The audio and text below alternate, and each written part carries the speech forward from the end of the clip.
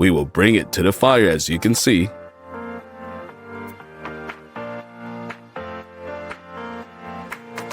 It does not burn, only gradually melts. Then we'll take the ashes and dip the sugar into it.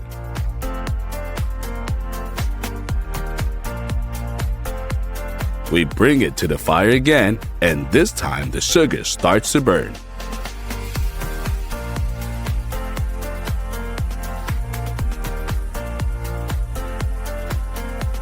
Even if you remove it from the candle, the fire does not disappear, and the sugar is covered with the crust and then completely explodes.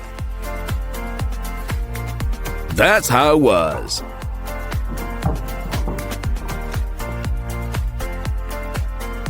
But sometimes sugar can burn out without exploding.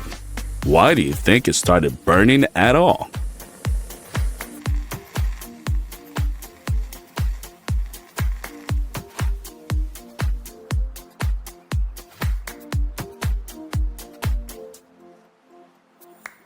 Fill the glass with refined sugar to the top. And then completely immerse in it warm water. After a while, some of the sugar dissolved in the water and some remain lying in the bottom. Now, add a little potassium permanganate to the liquid.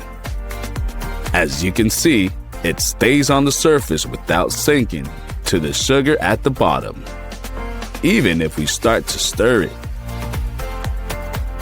In ordinary water, potassium permanganate immediately attends to the bottom and mixes with water. No matter how much we interfere, the result is the same. And after 20 minutes, the liquid turns brown at all. Although half with sugar does not change, let's try adding green dye to one glass and iodine to another. Stir and get the same result as with potassium permanganate. And now there will be a trick. Look carefully. Let's make a number and write it on a sugar cube.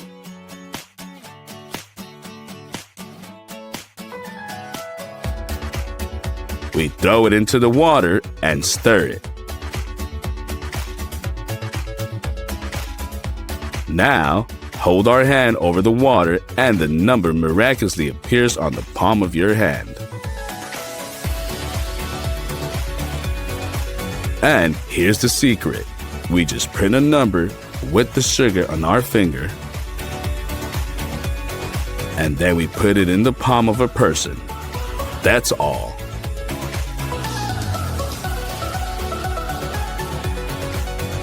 Let's take a balloon and the funnel.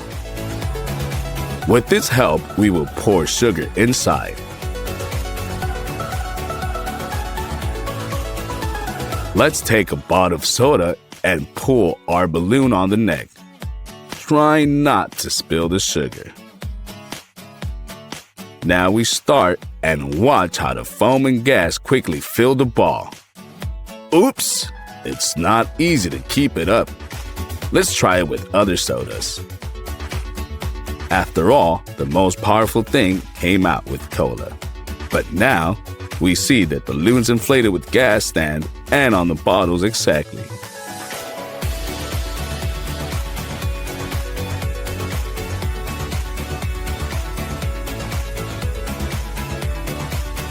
Put a wooden board on a baking sheet and pour little sugar on top. Now add dry potassium permanganate to it. We mix these substances with the wooden stick and then we begin to crush them, turning them into a homogeneous dust. A little more pressure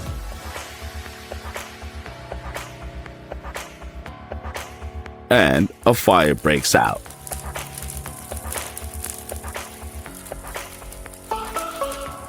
What a powerful flame! In no case, do not repeat it at home. This is a very dangerous experiment. Let's take some food wrap and make 2 identical squares of it. Pour about 2.5 tablespoons of sugar on each Add a quarter spoonful of starch to one of the squares, mix, and begin to wrap in the bag. We will tie it with the thread several times for reliability.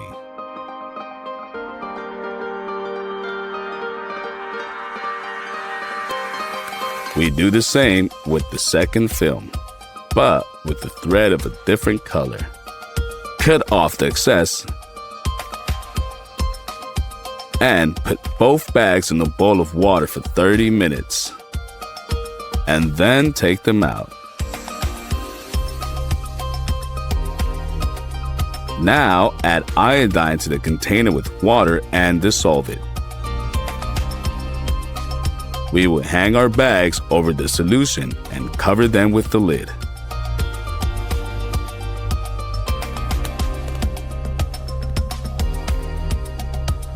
After 12 hours, changes are visible.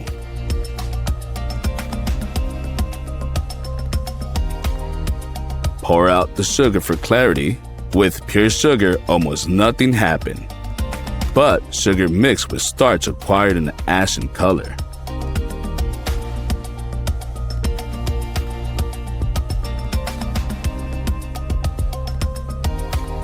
In a bowl, pour a few spoons of powdered sugar, and then add a little soda.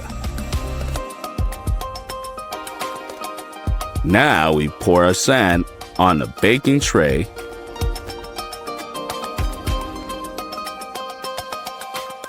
and pour alcohol on it so that it gets soaked. Pour our mixture on top, level it, and ignite the alcohol. A chemical reaction immediately begins. The mixture begins to turn into a black mushroom-like appendicus, like monsters from TV series of One of Us. It looks creepy, but at the same time, fascinating.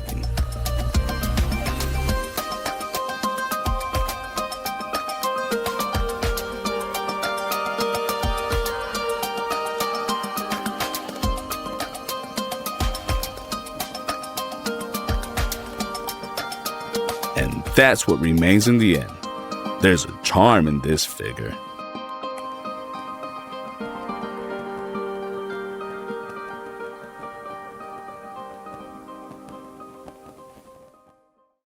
Let's take sulfuric acid and very carefully begin to impregnate refined sugar with it. Add a little bit and the sugar gradually begins to turn black. Continue until all the sugar turns black. Now we just watch. We see how the liquid begins to flow out of the sugar, and then it begins to deform and grow, faster and faster.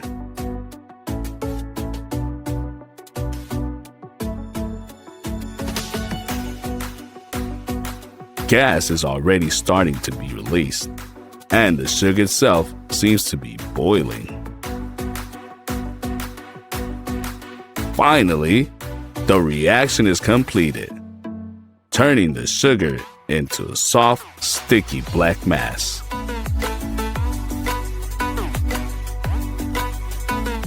It's time to conduct a larger experiment. Fill the glass jar with granulated sugar about halfway up, and now let's move on to the most dangerous part. Pour the sulfuric acid inside and start stirring everything as quickly as possible until the reaction begins.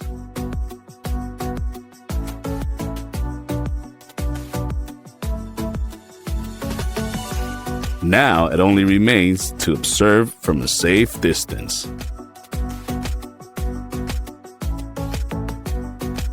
Again, the substance begins to gradually turn black, and then gas and smoke appear, after which a huge black something begins to crawl out. Somewhat resembles a slug from outer space, causes ambiguous emotions. As you can see, the mass has risen much higher than the volume occupied by sugar and acid. Let's take a closer look.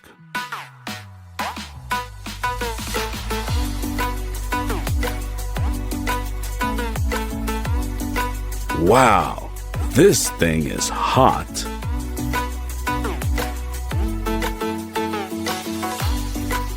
Break off a piece. As you can see, it crumbles easily in your hands. Let's install it. And we launch our tool.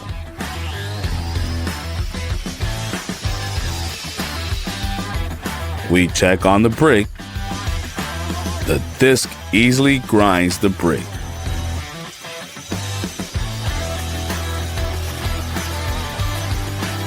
And the cut remains smooth and almost smooth. Let's move on to granite. The disc also copes with it with the bang. You don't even need to make much effort. Excellent.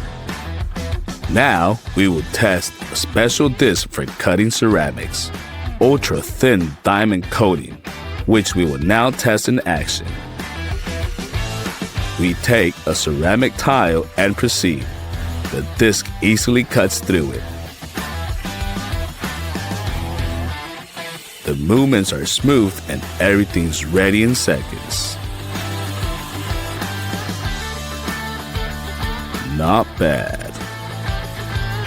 The following disc is suitable for both cutting and grinding thanks to the electrogalvanic coating method. As you can see, he copes with cutting perfectly.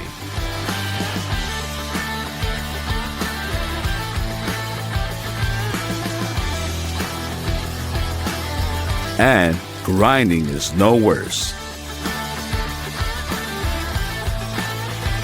The perfect cut. Next, we have a universal diamond disc.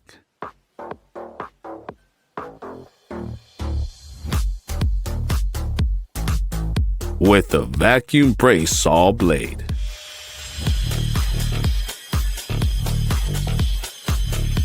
It smoothly cuts the tile.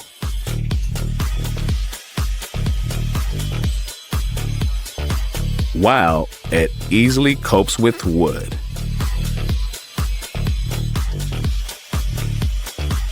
A plastic pipe is nothing to it. And as for steel, he even copes with it in a matter of seconds. Cool. All done. The following disc is suitable for grinding metals. Let's install it and test it. Look at these teeth. Let's try to clean this bar from rust. It is enough to walk just a couple of times on the surface and the metal is just like new. I like it. Great drive. Let's check the most common disc for metal. Metal cutting and grinding disc. Look at how many sparks erupt during the cutting process. In fact, it looks very beautiful.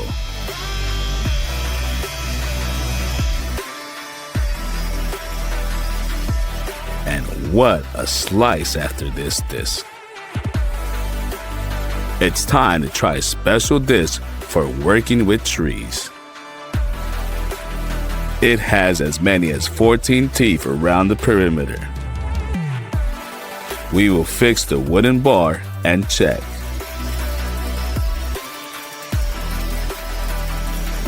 Unbelievable! It's like a hot knife cutting through butter, which also leaves a good cut and is easy to manage.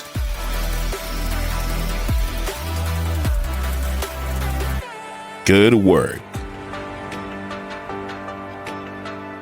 And our next disc is designed for wood carving, so it has as many as 6 convex teeth. Let's check it out in practice. Under its influence, the tree is very malleable.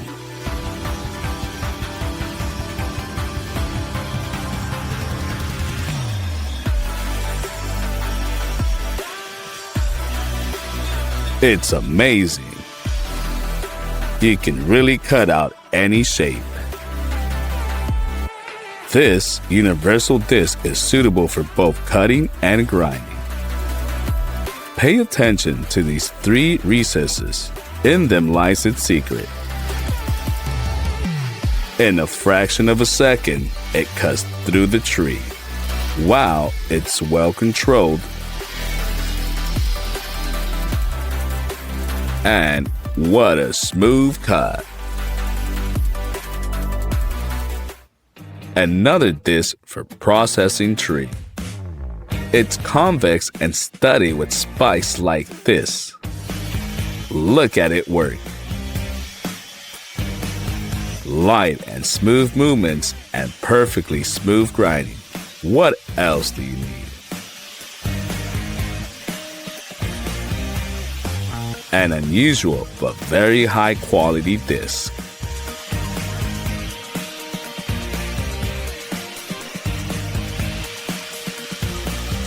Pretty good.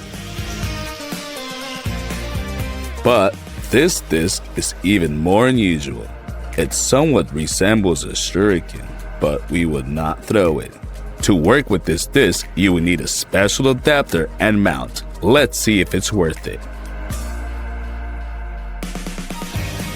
A wooden block literally disappears under the influence of our disc.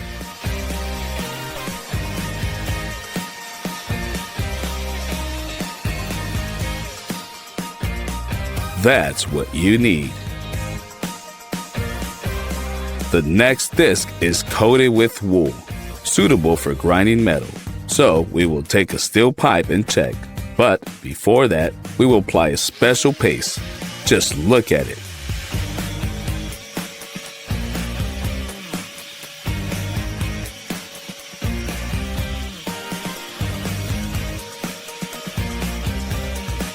Before our eyes, an old pipe turns into completely new, smooth, shiny pipe. It is even better seen in a direct comparison. And now we have several discs at once. Let's see what they're capable of.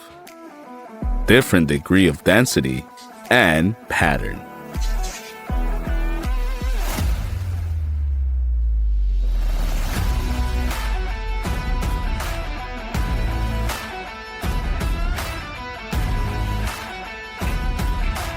To install them, you will need to crank out a few tricky manipulations. When the disc itself is installed, we simply attach the necessary nozzle to it. We'll press it tightly for reliability. Now, moisten the tile with a little ordinary water and you can get to work.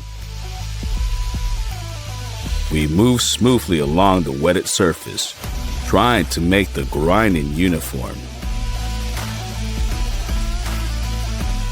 You can also use other nozzles with varying degrees of granularity for more pronounced or more conversely, a softer effect.